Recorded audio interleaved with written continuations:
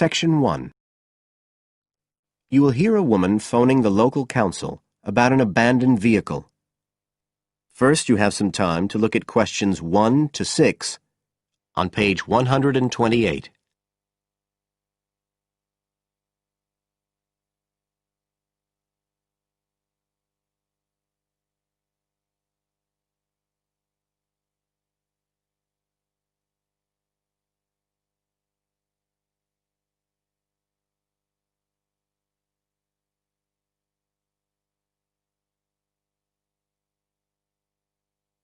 You will see that there is an example which has been done for you.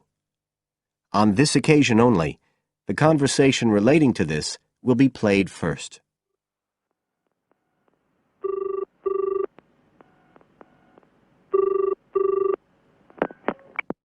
Environmental Health Department, Paul speaking. Oh, hello. I wanted to report a vehicle that's been left parked near where I live. I think it's been abandoned. I wondered if the council could arrange to get it towed away. Have I got through to the right department? Yes, you have. If I could just take a few details. Your name, please? Mrs. Shepherd. Thank you. The caller's name is Mrs. Shepherd, so Mrs. Shepherd has been written in the space. Now we shall begin. You should answer the questions as you listen, because you will not hear the recording a second time. Listen carefully and answer questions 1 to 6.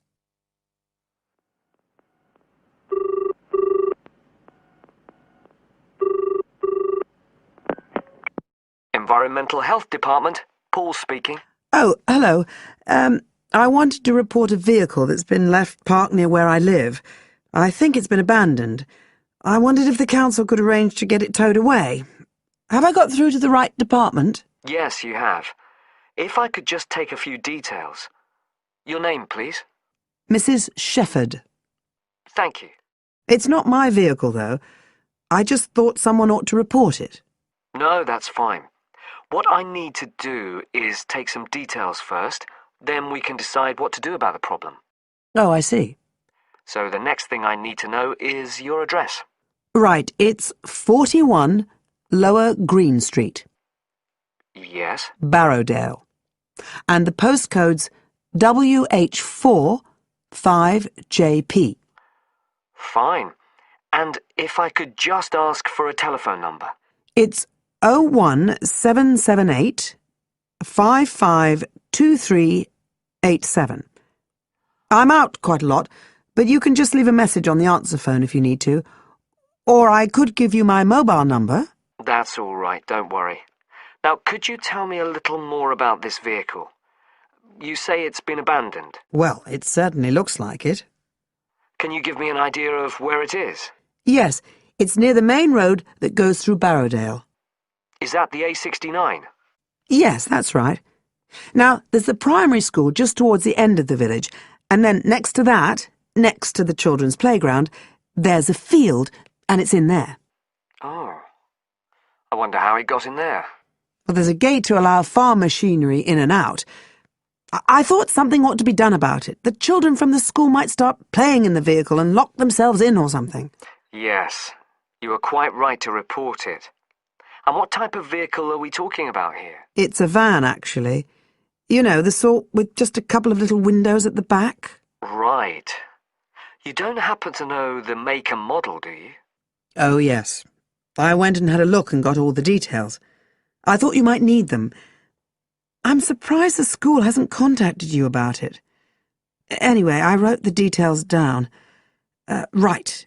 It's a Catala, and the model's a Flyer 2000. Is that Flyer? That's right. Very good. And the colour? Well, it's not all that easy to see because it's absolutely filthy. And actually, it looks as if it's had a paint job at some stage. It's blue, but you can just see white underneath where it's been scratched. Right. Well, I'll just make a note of the present colour, and if you could just tell me the vehicle number. Did you make a note of that? Oh, yes. It's S322GEC. Okay. Before you hear the rest of the conversation, you have some time to look at questions 7 to 10 on page 128.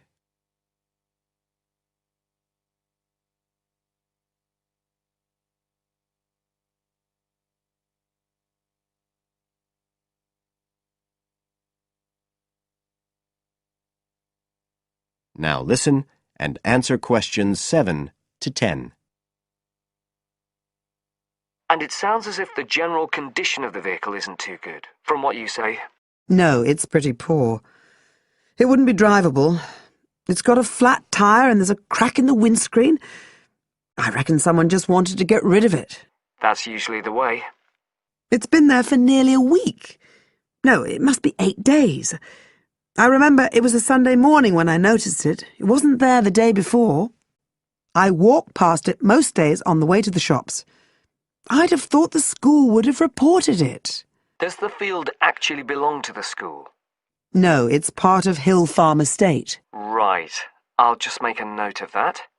And I don't suppose you have any information about who might own the vehicle? No, I've no idea. So what will you do now? Well, we'll come and have a look and see if we can trace the owner. And if we can't, the vehicle will be removed as rapidly as the law permits. It could be anything up to 20 days. One thing I should say, I'm quite sure this doesn't belong to anyone round here. I'd definitely recognise it if it was from someone who lived here. So you don't think it was anyone local? Right. I'd say at a guess we're looking at a stolen vehicle here. I did wonder if it might have been. You hear such a lot about car thieves nowadays. Well, we certainly will be looking into that possibility. Anyway, thank you for contacting us, Mrs. Shefford, and we'll keep you informed of what happens. Right. Thank you very much. Goodbye. Goodbye. That is the end of section 1. You now have half a minute to check your answers.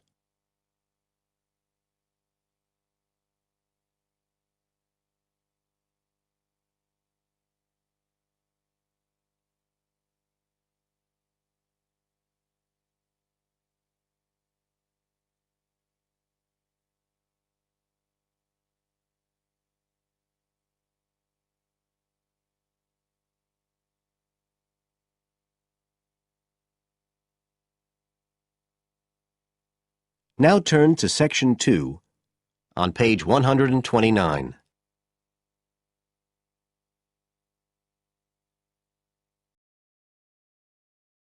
Section 2. You will hear a tour guide talking to a group of tourists who are visiting a historic town on the east coast of the USA. First, you have some time to look at questions 11 to 17 on page 129.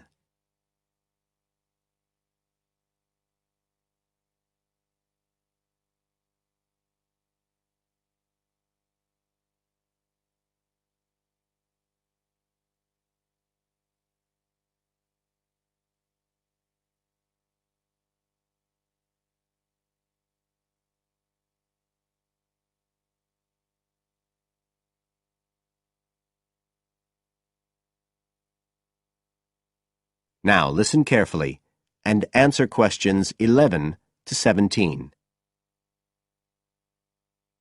Right. So here we are in Fairhaven, and we have a couple of hours to spend in this historic center before we carry on to our motel. And as you'll know from the itinerary of our trip, we're visiting Fairhaven because of its historical links with a man called Manjiro Nakahama.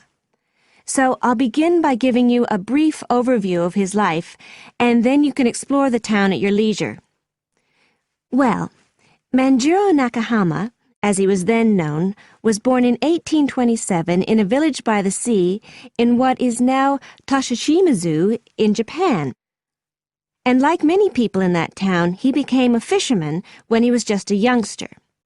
One day in 1841, when he was just 14 years old, he and some others were fishing far off the coast of Japan when they were caught in a storm and shipwrecked on a small deserted island. They had to wait for 6 months before they were rescued by an American whale ship that had stopped at the island by chance. 4 of the 5 Japanese were put ashore in Hawaii, but Manjiro had become friends with the captain, William Whitfield, who came from the town of Fairhaven, where we are now, and he chose to remain aboard and to return with the boat to the USA. So Manjiro unwittingly became the first Japanese ever to set foot on American soil. He came back right here to Fairhaven with Whitfield and stayed with the Whitfield family, who paid for his education here in the town.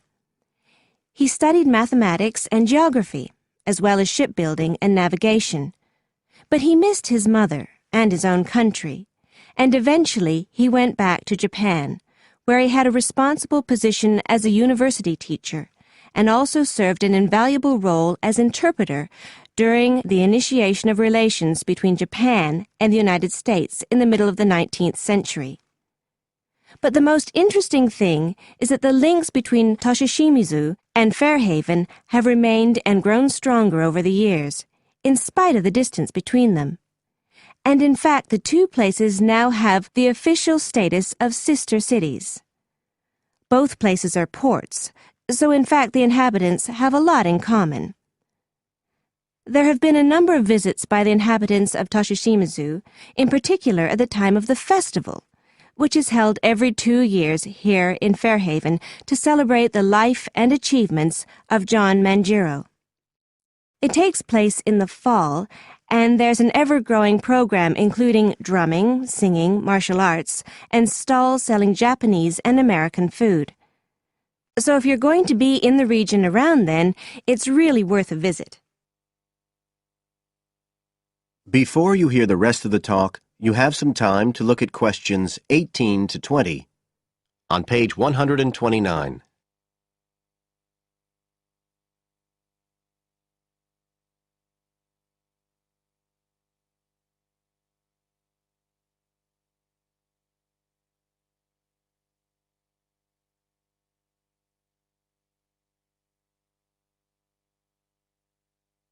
Now listen and answer questions 18 to 20. Now, many of the buildings that Manjiro Nakahama knew in Fairhaven are still standing today. And so if you'd just like to hand round some copies of this map, I'll suggest the best route to follow to see them. Okay, so if you look at the bottom of the map, you can see the Millicent Library, and that's where we are now.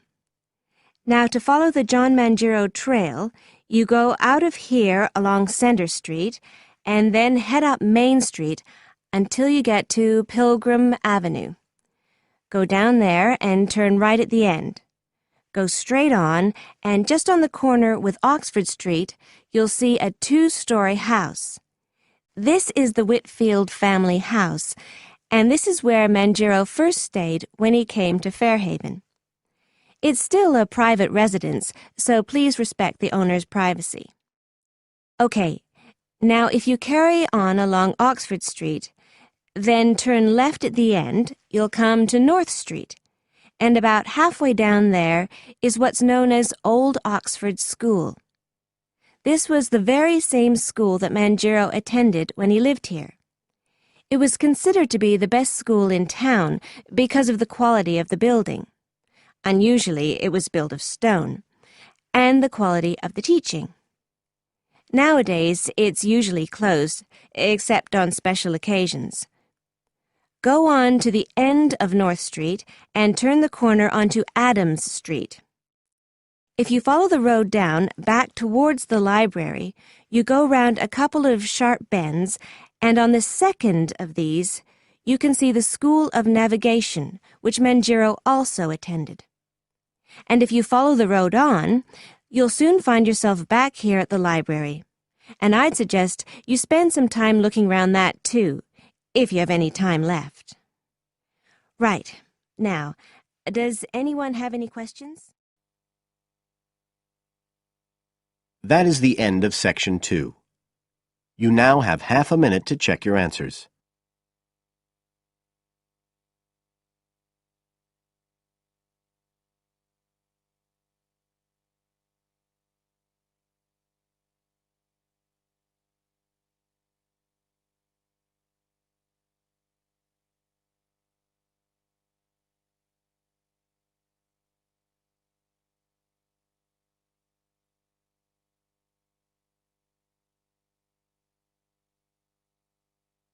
Now turn to Section 3 on page 130.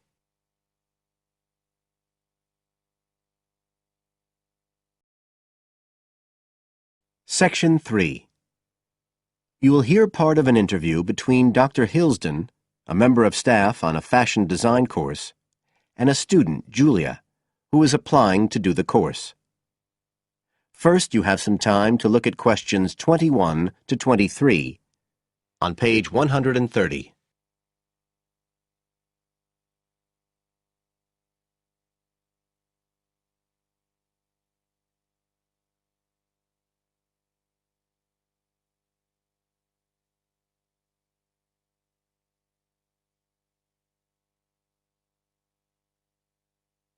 Now listen carefully and answer questions 21 to 23. Right, Julia. So, from your CV and portfolio, and what you've already told me, you seem to be very much the sort of person we're looking for on the postgraduate course. So tell me, you finished your fashion design course in London 4 years ago. Did you think of carrying straight on and doing a higher degree at the time? Yes, but there were financial pressures. So I ended up working in the retail industry, as you can see from my CV. And actually, it was a very useful experience. In what way? Well, I was lucky to get the job with Fashion Now. They're a big store. And one of my priorities was to get as much experience as possible in different areas. So that was good because I had the chance to work in lots of different departments. And having direct contact with the customers meant I was able to see how they reacted to innovation, to new fashion ideas.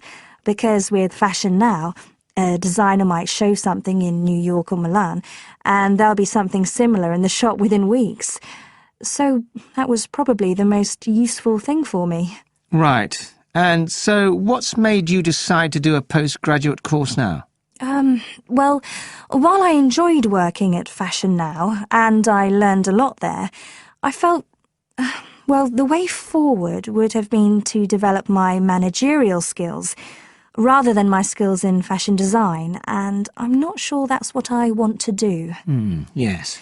When I was doing my degree in London, I'd been interested in women's wear, but I know that there's been a lot of work done in areas like new fabric construction.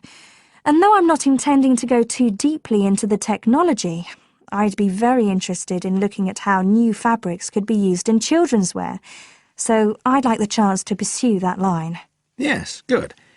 And are you at all concerned about what it's going to be like coming back into an academic context after being away from it for several years? No, I'm looking forward to it.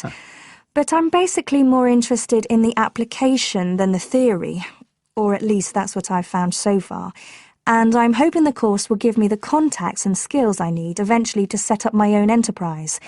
I'm particularly interested by the overseas links that the department has. Yes, many of our students look overseas or to international companies for sponsorship of their projects.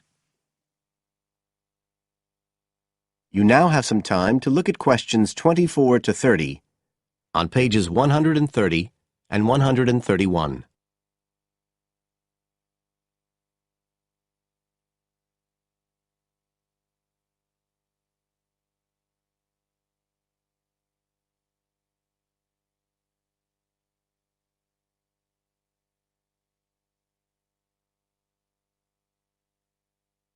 Now listen and answer questions 24 to 30. And the facilities here look excellent. I just went to look at the library. It's really impressive. There's so much room compared with the one at my old university. Yes, most students find it's a good place to study. And there are link-ups to other universities, of course, and all the usual electronic sources. The staff run an information skills programme, which we recommend all postgraduates do in the first week or two. Design students find these special collections particularly useful. Yes. Then we have a separate computer centre, which has its own academic coordinator, Tim Spender. He's got a background in art design, and the ethos of the centre is that it's a studio for innovation and creativity, rather than a computer laboratory. Oh, right. I liked the study spaces where students can sit and discuss work together. Very useful for joint projects. We always had to do that sort of thing in the cafeteria when I was an undergraduate. And I read in the brochure that there's a separate resource for photography. Yes, it's called Photomedia. It's not just for photography, but things like digital imaging and new media. It's a resource for all our students, not just fashion design. And we encourage students to work there, producing work that crosses disciplinary boundaries. It's well used. In fact, it's doubled in size since it was set up 3 years ago. And we also have an offshoot from that, which is called time-based media. This is for students who want to develop their ideas in the area of the moving image or sound. That's in a new building that was specially built for it just last year. But there are plans to expand it, as the present facilities are overstretched already. Right. Now, is there anything you'd like to ask about the course itself? I know it's a combination of taught modules and a specialist project, but how does assessment fit in? Well, as you'd expect on a course of this nature, it's an ongoing process. The degree course has 4 stages, and there are what we call progress reviews at the end of each of the first 3. Then the final assessment is based on your project. You have to produce a report, which is a critical reflection on your work. And is there some sort of fashion show? There's an exhibition. The projects aren't all focused on clothes as such. Some are more experimental, so that seems more appropriate. We ask representatives of fashion companies along, and it's usually well attended. Right. And another thing I wanted to ask. That is the end of Section 3. You now have half a minute to check your answers.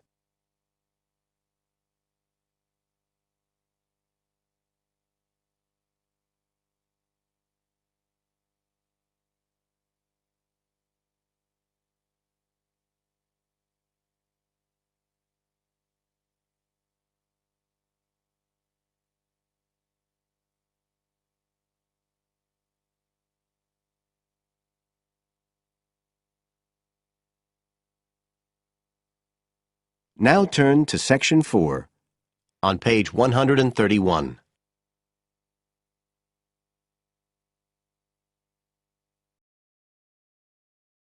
Section 4. You will hear a lecturer talking about the importance of laughter. First, you have some time to look at questions 31 to 40, on page 131.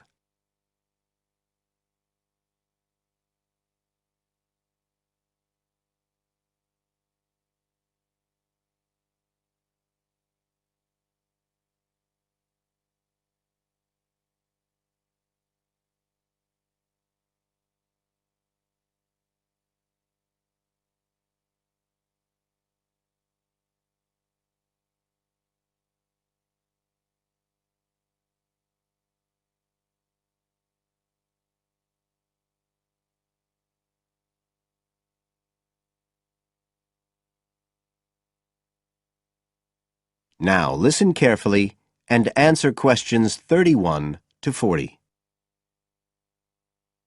Good afternoon, everybody. And in our second talk on social psychology, I want to look at the role of laughter in our lives, something that usually gets everyone smiling from the start. So, first of all, I'll start by looking at the actual nature of laughter.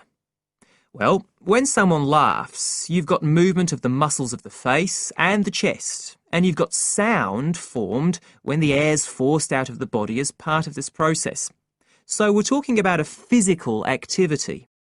But obviously, other things are involved as well, and this is where it gets more complicated. Laughing isn't something that you normally decide to do, so it's not voluntary behaviour like ordinary speech. Instead, it's regulated by our instincts, rather like the singing of a bird or the roaring of a lion. And once you start to laugh, it can be quite hard to stop.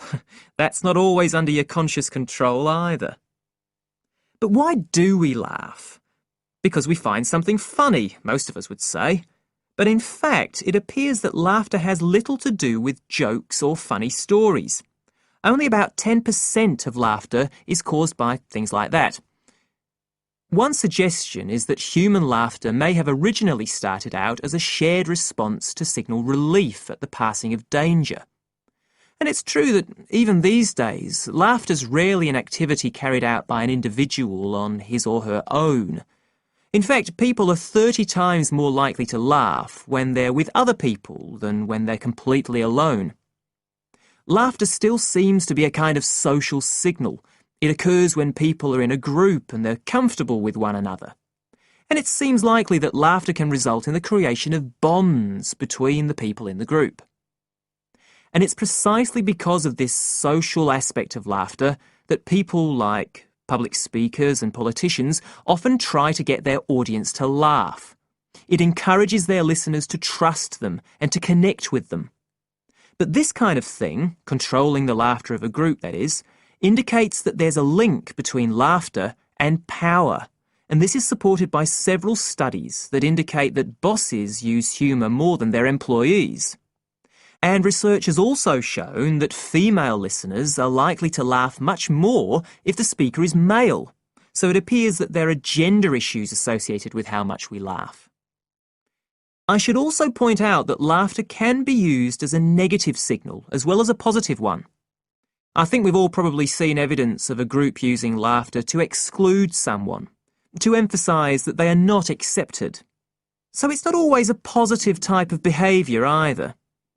So what all this goes to show is that laughter is a very, very complex issue.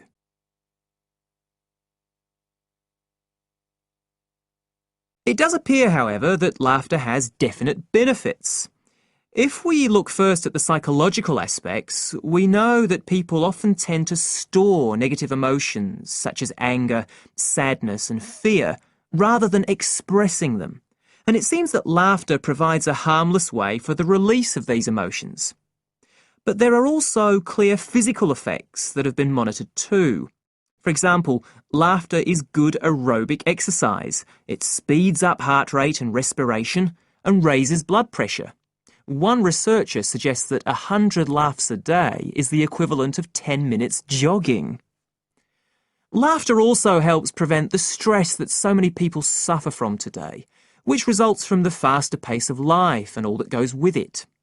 It does this by reducing the levels of hormones in the blood which are caused by stress. And in addition, it is known to increase the levels of chemicals that protect the body from infection or pain, and so it helps to boost the immune system. One interesting study showed that people who had had surgical operations asked for fewer painkillers if they'd been viewing comic films. In fact, research has even shown that the quality of dreams can be positively affected by laughter. A good laugh 10 minutes before going to sleep can prevent you from having bad dreams and give a much more pleasant and restorative night's sleep. So there's now little argument that finding things funny and enjoying a good laugh is extremely beneficial to us all. What we need to consider now are the ways in which laughter can be used as a treatment for people who... That is the end of section 4. You now have half a minute to check your answers.